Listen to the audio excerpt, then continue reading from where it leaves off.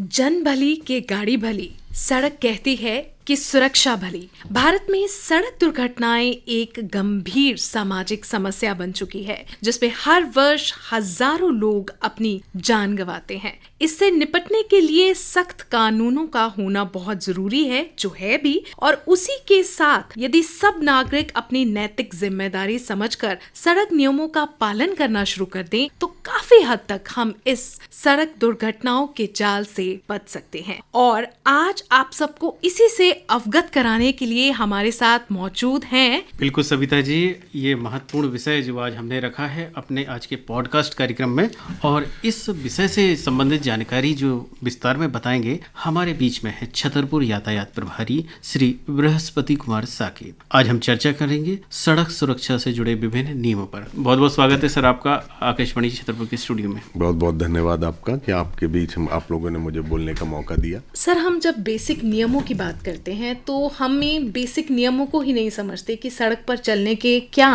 नियम हैं। तो मैं चाहूंगी कि आप सभी श्रोतागण के साथ ये जरूर साझा करें। देखिए, जैसे कि आपने शुरुआत की बेसिक नियम, बेसिक जब आप वर्ड यूज करते हैं, मतलब ये ऐसे नियम है जो हमारे दैनिक दिनचर्या में शामिल हों। जी।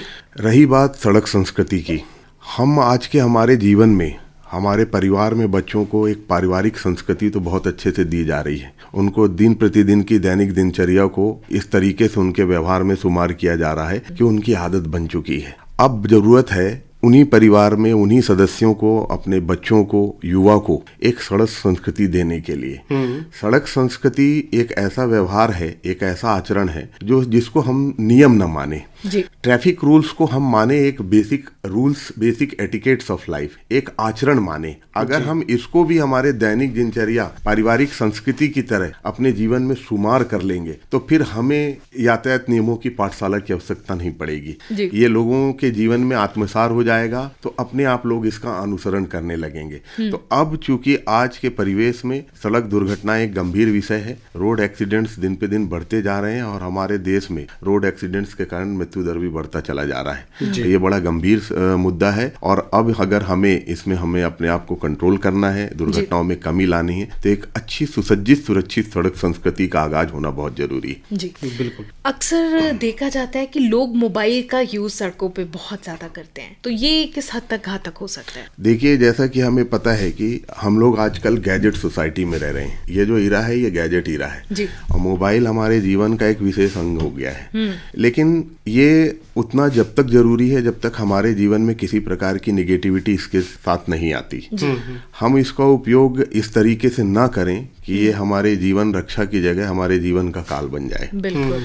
हमें मोबाइल, विशेषकर वाहन चलाते समय मोबाइल का उपयोग नहीं करना चाहिए, क्योंकि एक डिस्ट्रैक्शन पैदा करता है। आज के जमाने में लोग ईयरफोन भी कान में लगा के गाड़ियां चलाते हैं, उसमें म्यूजिक सुन रहे होते हैं, जबकि वाहन चलाते समय कंसंट्रेशन ऑफ माइंड, उसका रोड के साथ कनेक्शन होना बहुत जरूरी है। और उस कनेक्शन को मोबाइल जो है डिस्ट्रैक्ट करता है, और थोड़ी सी लापरवाही जो है सड़क दुर्घटना का कारण बन जाती है। तो वाहन चलाते समय अगर आपके पास बहुत अर्जेंट नेसेसिटी है कि आपको मोबाइल पे बात करना है या ऐसा कोई काम आ गया है, तो आप वाहन को रोड के किनारे खड़ा कर दीजिए, उसका उपयोग करिए, तभी आप सुरक्षित रहेंगे। बिल्कुल सर, अधिकतर जो घटनाएं हैं जो देखने में आती हैं, जो सड़क पार करते हैं हम या क्रॉस करते हैं, उस समय ज्यादा घटित होती है, तो क्या क्या सावधानी रखें क्रॉस करने? देखिए, सड़क के जो नियम है हमारे देश में, ज्यादातर लोग यही सोचते हैं कि सड़क के नियम सिर्फ वाहन चालकों के लिए हैं, जबकि सड़क के नियम शुरू हो जाते हैं पैदल चलने वालों से भी। यातायात के नियम की शुरुआत पैदल चलने वालों से ही है, क्योंकि अगर आप रोड पे पैदल चल रहे हैं, उसके भी अपने नियम हैं कि आप रोड के किनारे चलें। आजकल सड़कों में पैदल चलने वालों के लिए अलग रोड मार्किंग की जाती है कि पैदल यात्री इस लेन में चलें। रोड क्रॉसिंग के लिए जेब्रा क्रॉसिंग बनाई गई है कि पैदल चलने वाले इस जेब्रा क्रॉस को करें। बिल्कुल सर, कहा जाता है कि सुरक्षा ही जीवन का अर्थ है, और सुरक्षा के बिना सब व्यर्थ है। हेलमेट की इम्पोर्टेंस जो है बार बार बताई जाती है, महत्व बताया जाता है, पर फिर भी हम देखते हैं कि लोग नहीं पहनते। तो आपके मुख से मैं सभी श्रोताओं तक ये मैसेज पहुंचाना चाहूंगी कि हेलमेट पहनना कितना जरूरी है। देखिए, सबसे बड़ी चीज है इंसान को अपने जीवन में हमारे लिए क्या महत्वपूर्ण है, इसको समझना बहुत जरूरी है जी। जिस प्रकार अगर मैं आपसे एक सवाल पूछूं, मैं लोगों से भी ये सवाल पूछता हूं जब हमारे यहाँ लोग ट्रैफिक एजुकेशन के लिए आते हैं, कि अगर आपके पास 2 मटके हैं, एक में पानी भरा हुआ और एक खाली है, और ढकने वाला एक ही ढक्कन है, तो आप किस मटके को ढकेंगे? अगर मैं आपसे पूछूं तो आप किस मटके को ढकेंगे? पानी वाले को। पानी वाले को। क्यों लोग पानी वाले मटके को ढकना पसंद करते हैं? क्योंकि उन्हें ये लगता है कि पानी उस मटके में जो ऐसी जरूरी चीज है, इतनी महत्वपूर्ण चीज है जिसको हमें संजो के रखना है। तो अब वो व्यक्ति जिसे लगता है कि उसके सर में कुछ पानी जैसी कीमती चीज है जिसका हमारे जीवन में बहुत उपयोगी है, जो हमारे जीवन की सबसे अमूल्य और कीमती चीज है, तो उसको बचा के रखने के लिए हेलमेट का उपयोग करे। तो ये समझने की चीज है। हमारे लोगों को ये समझना पड़ेगा कि सड़क दुर्घटनाओं में मृत्यु का सबसे बड़ा कारण है हेड इंजरी। ये हमारे शरीर का ऐसा अंग है कि एक बार इसमें चोट लग गई तो उसकी रिकवरी हम कभी नहीं कर पाएंगे। हाथ पैर टूटते हैं, जुड़ जाते हैं, आदमी ठीक हो जाता है, रिकवर हो जाता है, लेकिन सर की लगी चोट की कोई रिकवरी नहीं है। और ज्यादातर सड़क दुर्घटनाओं में जो मृत्यु का कारण है वो यही है कि लोग हेलमेट का उपयोग नहीं करते हैं। सड़क पर जब गिरते हैं तो उनको चोट लगती है, और या तो बहुत ज्यादा इंटरनल ब्लीडिंग की वजह से या सर में ज्यादा चोट लग जाने की वजह से उनका डेथ का कारण बनता है। तो लोगों को ये समझना पड़ेगा कि ये सर हमारे जीवन का बहुत, जो भगवान ने दिमाग, ये जो दिमाग है इसने हमें सभी लिविंग ऑर्गेनिज्म से अलग किया है, इसीलिए आज हम मनुष्य की श्रेणी में है इस दिमाग की वजह से। तो इसे हमें बचा के रखना है, तो इसको सुरक्षित रखना है, तो हमें हेलमेट पहनना बहुत जरूरी है। रात को चलने के लिए, सड़क पर चलने के लिए क्या कुछ विशेष सावधानियों की जरूरत होती है? देखिए, रात में चलने के लिए बहुत सारे नियम हैं। हमारे देश में ज्यादातर जो दुर्घटनाएं हो रही हैं वो रात में ही हो रही हैं। लोगों को आज के जमाने में एक बड़ा शौक सा चला हुआ है हाई बीम लाइट्स का। लोग रातों में हाई बीम लाइट्स लगाते हैं। ये उनको तो बड़ा आनंद आता है कि हम लोगों को दिखा रहे हैं कि हमारी गाड़ी में कितना फोकस है, कितनी तेज लाइट है। एक प्लेजर का भी एक पार्ट बन गया युवा लोगों में कि हाई बीम लाइट, उसको फ्लैश करते हुए, उसको ब्लिंक करते हुए गाड़ी चलाना। लेकिन उससे ये नहीं समझते कि सामने वाले वाहन चालक को उसमें कितना उसका असर पड़ता है। उसको आपके इस हाई बीम लाइट की वजह से उसको आपकी गाड़ी दिखाई नहीं देती, सड़क पर चलने वाले दिखाई नहीं देते। हमारे हिंदुस्तान में लोगों को ये नहीं पता कि हाईवेज के बीच में हम प्लांटेशन क्यों करते हैं। लोगों को जानकारी ही नहीं, उन्हें लगता है कि एक गार्डन तैयार किया गया है, लेकिन लोगों को ये पता नहीं है कि वो प्लांटेशन इसलिए किया जाता है कि अगर दो लेन बीच में डिवाइडर में प्लांट लगाए जाते हैं तो जो दूसरी लेन में गाड़ी चल रही है और जो इस लेन से गाड़ी आ रही है, दोनों की बीम उस पौधों से क्रॉस नहीं करती, तो विजन क्लियर होता है। इसलिए ये पौधे लगाए जाते हैं, ये बड़े बड़े प्लांट्स लगाए जाते हैं ताकि अपनी अपनी लेन में ड्राइवरों को, वाहन चालकों को उसकी लाइट का असर ना हो। ये चीज लोग समझते नहीं है। दूसरी चीज, रात में क्योंकि ये डिपेंड करता है वेदर, रात में अलग अलग वेदर में अलग अलग सिचुएशंस रहती हैं। विशेषकर सबसे ज्यादा दुर्घटनाएं होती हैं विंटर सीजन में, क्योंकि इस समय फॉग रहता है, धुंध रहती है।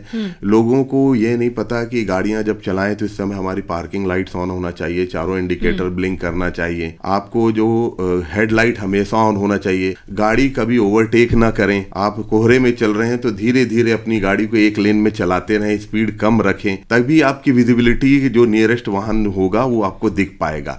रात में वाहन चलाते समय सबसे ज्यादा दुर्घटनाओं का कारण है ड्रिंक एंड ड्राइविंग। शराब पीकर जो लोग गाड़ी चलाते हैं, रात में सबसे ज्यादा एक्सीडेंट होते हैं। तीसरी चीज है कि अगर हम शराब पी के वाहन चलाएंगे तो हमारा माइंड अनकॉन्शियस स्टेज में जाएगा और गाड़ी चलाते चलाते आपको नींद आ जाएगी। आपको ये महसूस होगा कि हमारी आंखें खुली हुई हैं लेकिन तब भी हम सो रहे होते हैं। ये सबसे बड़ी बात होती है कि नींद, अगर आप लंबी जर्नी में हैं तो अगर आपको आंखों में थकान महसूस हो रही है तो तत्काल आप गाड़ी रोकिए, थोड़ी देर रेस्ट करिए, आंखों को धोइए, उसके बाद कुछ घंटे बाद गाड़ी चलाइए। कई बार हम ओवर कॉन्फिडेंस में रहते हैं कि हम बड़ी लंबी ड्राइव कर लेते हैं और जगे हुए हैं, लेकिन कई बार हम खुली आंखों में भी सो जाते हैं और वही एक्सीडेंट का कारण बनता है। तो बहुत सारी चीजें हैं और आंखों का जो ड्राइवर के साथ एक सारथी की तरह काम करती है और आंखें ही हैं जो एक सुरक्षित वाहन चलाने के लिए हमें दिशा निर्देश देती हैं। तो इस स्थिति में नींद हमें ना आए, इसके लिए हमें प्रॉपर रेस्ट की जरूरत पड़ती है।